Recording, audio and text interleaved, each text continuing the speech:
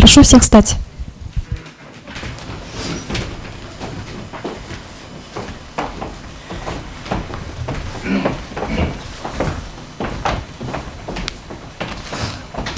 Провозглашается резолютивная часть решения. Именем Кыргызской Республики. Решение Конституционного суда Кыргызской Республики. Резолютивная часть. По делу о проверке конституционности части 1.2 статьи 397 Уголовно-процессуального кодекса Кыргызской Республики в связи с обращением Айткулова Икрамиддина Назировича, представляющего интересы Сакимбаева Айджан Базаркуловны.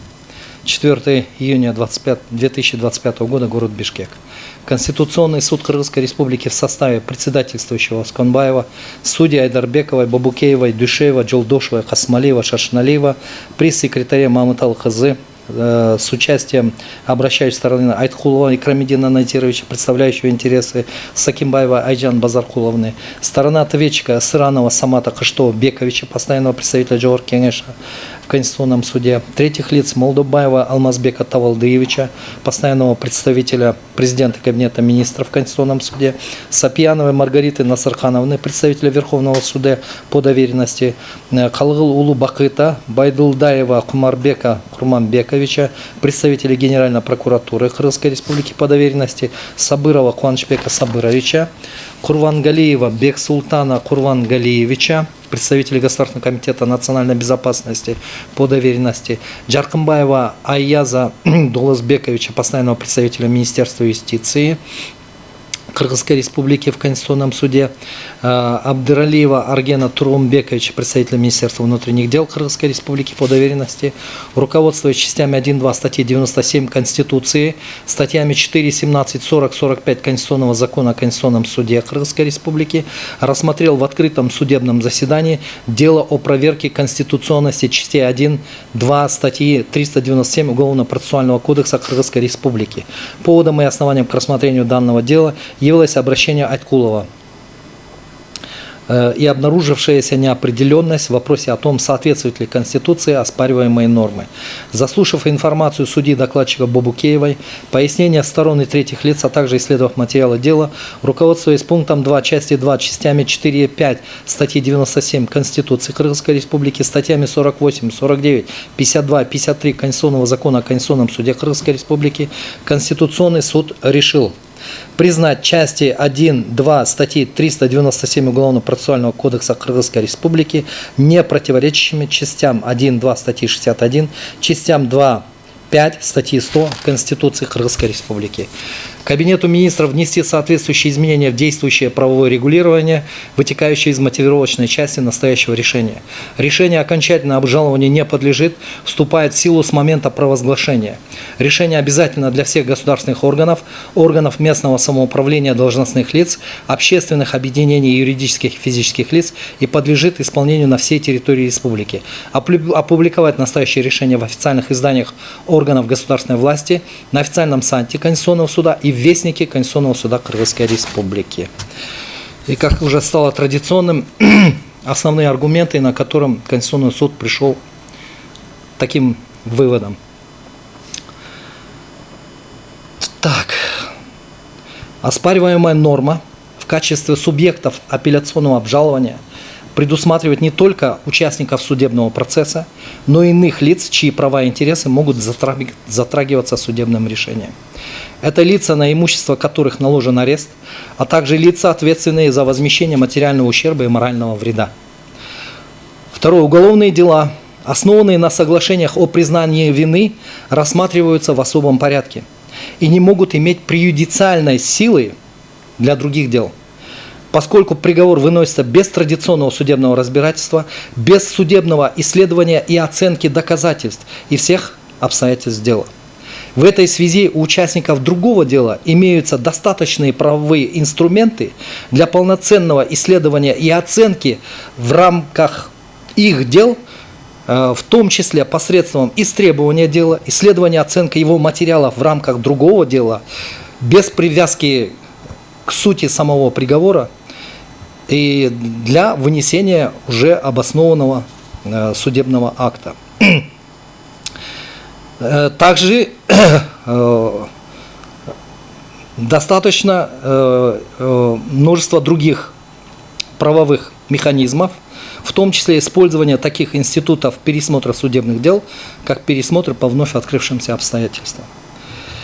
Однако в процессе рассмотрения и оценки по предмету данного дела Конституционным судом выявлены недостатки правового регулирования, на которые следует обратить внимание и изменить законодателю, о чем и было дано поручение законодателю.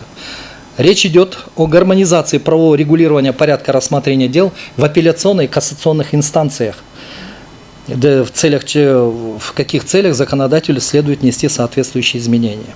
Кроме того, нуждается в более детальном регулировании институт выделения материалов уголовного дела. Решение принято при одном особом мнении. Есть вопросы по существу решения? Есть. Честно говоря, не совсем понятно. Что именно?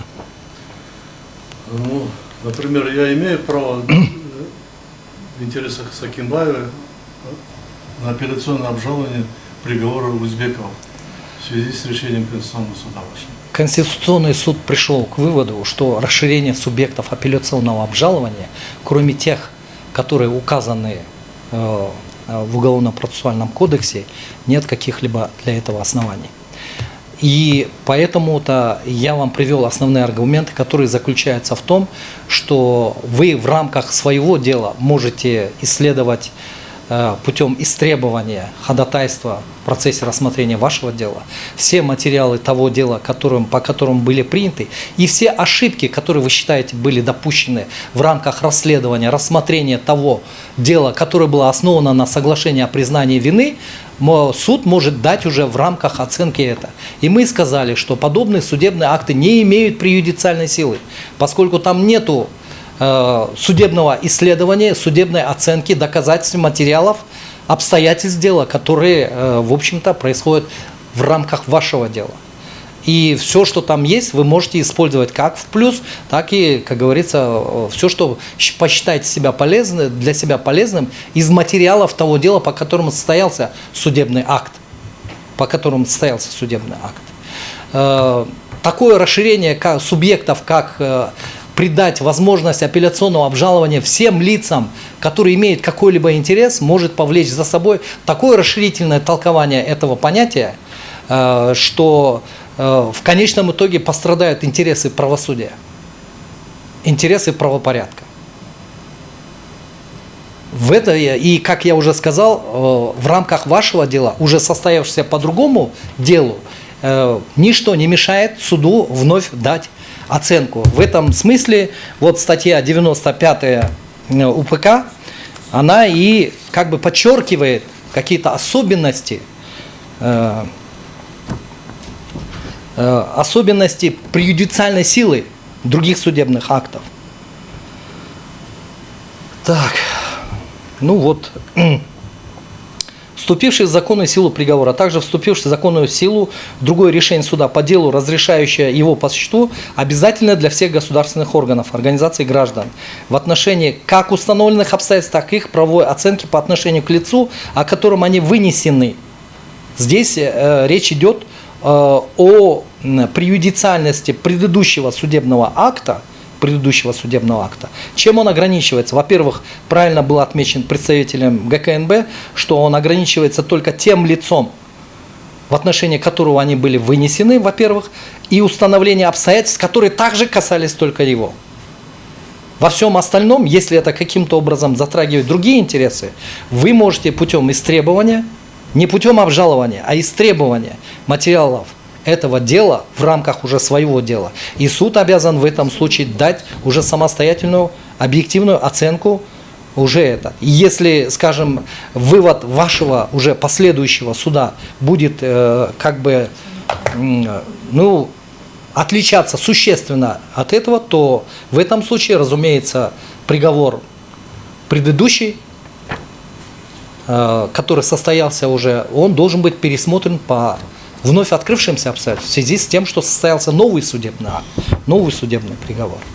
И в этом смысле, учитывая все правовые инструменты, которые предоставлены сторонам, в том числе адвокатам, множество, да, в том числе обращение к тому же прокурору о том, чтобы ему бы следовало обжаловать тот приговор, который состоялся. И если прокурор не выполняет этого, опять же, его действия также подсудны о правомерности. Так что вот исходя из всех предоставленных инструментов правовых, расширение субъектов обжалования в апелляционном и в кассационном порядке, они, в общем-то, неуместны. Еще об одном нужно будет сказать. Здесь предоставлено лицу, на чье имущество наложен арест, в то же время в кассационной инстанции предоставляется лицам, чьи интересы, и в этом смысле как раз-таки представитель Верховного суда как раз и говорил, что там тоже Верховный суд учитывает только имущественные интересы, чье имущество было конфисковано, на чье имущество был наложен арест или каким-то образом ограничено право собственности. И здесь Конституционный суд, да, пришел к выводу, что нужно гармонизировать. Но детализировать это будет поручено Верховному суду посредством принятия специального постановления Пленума Верховного суда. Для того, чтобы вот эти, чьи имущественные интересы, права и интересы будут затрагиваться, чтобы вот эти критерии были более детально расписаны, и случаи все детально расписаны в постановлении Пленума Верховного суда. Есть еще вопросы? Ну, вопросов много, но... Заседание Конституционного суда объявляется закрытым.